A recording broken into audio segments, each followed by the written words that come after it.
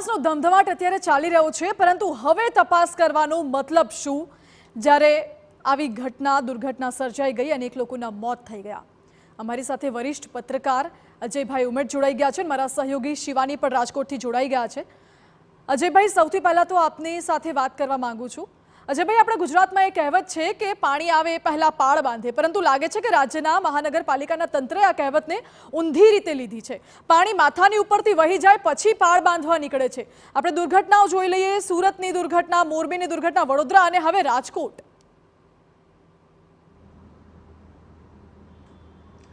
માનસી, હકીકત એ છે કે પાણી પહેલા પાળ બાંધવાની વાત તો જવા દો, અહીંયા તો વાડ જ ચીબડા ગળે છે। આપણે આ બુલેટિનની શરૂઆતમાં તમે જે એક તસવીર દર્શાવી છે, એ તસવીરમાં જે ઉપસ્થિત મહાનુભાવો છે એ કોણ છે? એ રાજકોટના મ્યુનિસિપલ કમિશનર છે, એ રાજકોટના કલેક્ટર છે, એ રાજકોટના જવાબદાર જે ઝોન છે, જે જગ્યાએ આ એન્ટરટેનમેન્ટ ઝોન ચાલતો હતો એના ડેપ્યુટી પોલીસ કમિશનર ને એડિશનલ પોલીસ કમિશનર છે। તો આ બધા મહાનુભાવો જો એ ઘટના સ્થળે ઉપસ્થિત હતા તો યક્ષ પ્રશ્ન એ છે કે કોઈ પણ જગ્યાએ આ પ્રકારનો ગેમ ઝોન જે છે એ સરકારની મંજૂરી વિના, દાખલા તરીકે ફાયર બ્રિગેડ છે તો ફાયર બ્રિગેડનું એનઓસી એની પાસે નથી।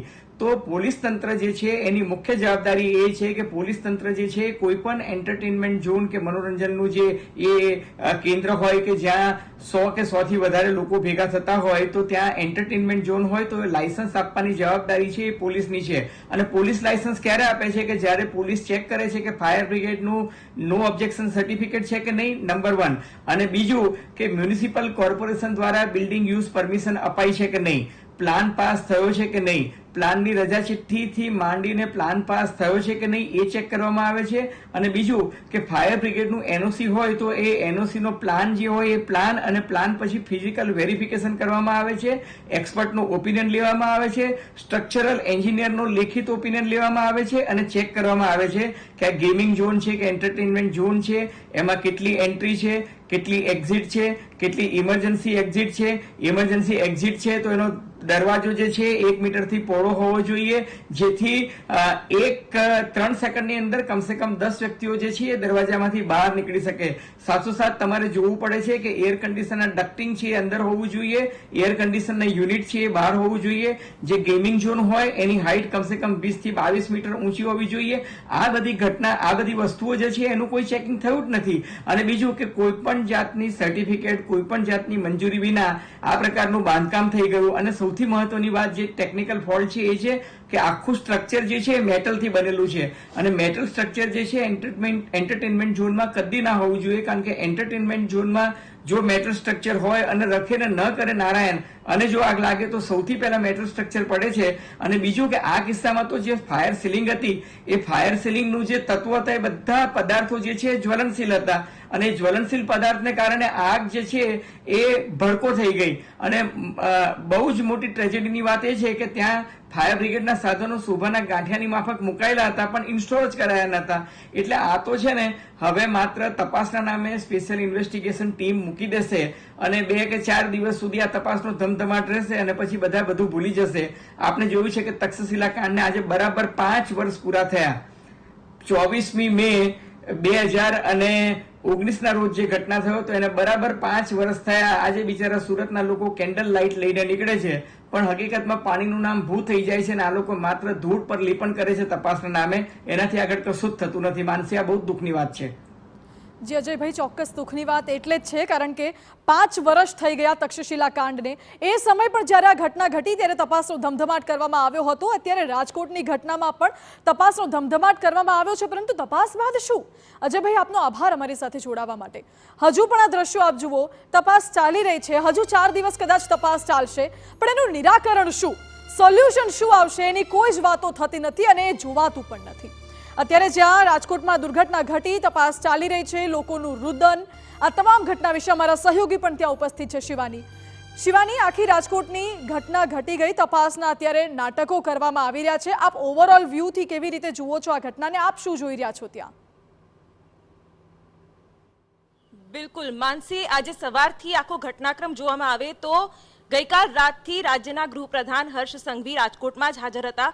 ત્યાં તેમણે ઉચ્ચ અધિકારીએ પોતાના સ્તરે એક મીટિંગ પણ કરી હતી અને તેમાં આગલા દિવસે કઈ રીતના એક્શન લેવા તે વિશે ચર્ચા કરવામાં આવી હતી।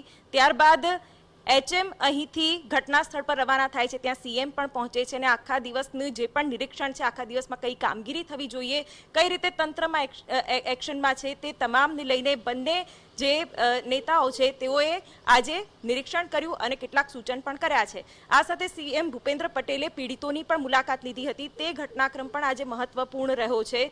પરંતુ તેની વચ્ચે આજે ઘટના સ્થળ પર તપાસ કરતા જે દ્રશ્યો સામે આવ્યા છે તે અનેક સવાલ ઊભા કરે છે. જેમ કે અજયભાઈએ કીધું કે જે રીતનું આખું સ્ટ્રક્ચર કે જે આખો ઢાંચો છે તે આખો ધરાશાયી થઈ ગયો હતો અને ત્યાર પછી જે પ્રત્યક્ષદર્શીઓ સાથે મેં વાત કરી હતી કે જે આ ઘટનાનો ભોગ બન્યા છે, માનસી લાતો મારીને તેઓ એ પતરાના સ્ટ્રક્ચરને તોડે છે. કદાચ કુદરતે જ એ ઉર્જા આપી હશે કે જો તમારે તમારો જીવ બચાવવો હોય તો તમારે આ કરવું પડશે. લાતો મારીને એ સ્ટ્રક્ચરને પોતાના પરથી હટાવવામાં આવે છે અને ત્યાંથી એ પ્રત્યક્ષદર્શીઓ એ ભોગ બનનારા બહાર આવે છે. આજનો આખો ઘટનાક્રમ જેમાં જે પણ પીડિત પરિવારો છે કે જેણે સ્વજન ગુમાવ્યું છે, જે લાપતા હોવાનું હાલ કહેવાય છે, તેઓ એવું કહી રહ્યા છે કે જે પણ હોય, જો અમારું સ્વજન કઈ સ્થિતિમાં છે એ અમને ખબર પડી ગઈ છે, અમે પરિસ્થિતિને સ્વીકારી પણ લીધું છે, પણ કંઈક અપડેટ મળે. અત્યારે કોઈ મૃતદેહની વાત નથી કરવી, પરંતુ જે પણ થોડા ઘણા અવશેષ જે આગમાં ક્ષત વિક્ષત થયેલા જોવા મળી રહ્યા છે એ પણ અમને આપી દો, જેથી અમને ખબર પડે કે અમારા સ્વજન સાથે કેટલી નિર્દયી ઘટના ઘટી છે. માનસી, એ સંવેદનશીલ દ્રશ્યો જે સામેથી જોયા છે, કોઈએ 20 વર્ષની દીકરી ગુમાવી છે, કોઈએ જુવાનજો દીકરો ગુમાવ્યો છે. એકનો એક દીકરો ગુમાવનાર બાપ કહી રહ્યો છે કે જો સરકાર સજા નહીં કરે, જો તંત્ર સજા નહીં કરે તો હું સજા કરીશ. આટલું આક્રમક નિવેદન ક્યારે કોઈના મોઢામાંથી નીકળે માનસી, એ માત્ર કલ્પના કરવી રહી. આજનો બિલકુલ શિવાની, ચોક્કસ એ પિતા પર કેવી વીતી હશે જ્યારે પોતાના જુવાન જોત દીકરાની અર્થી લઈને તેઓ એ વિચારી પણ ના શકે કે મારો દીકરો હવે આ દુનિયામાં નથી રહ્યો. હજુ તો અવશેષો પણ નથી મળ્યા અને મૃતદેહનું શું થયું છે કશું જ ખબર નથી. શિવાની, આભાર આપનો. હજુ પણ તપાસના નામે નાટકો ચાલી રહ્યા છે, પરંતુ સમાધાન આવે તે જરૂરી છે.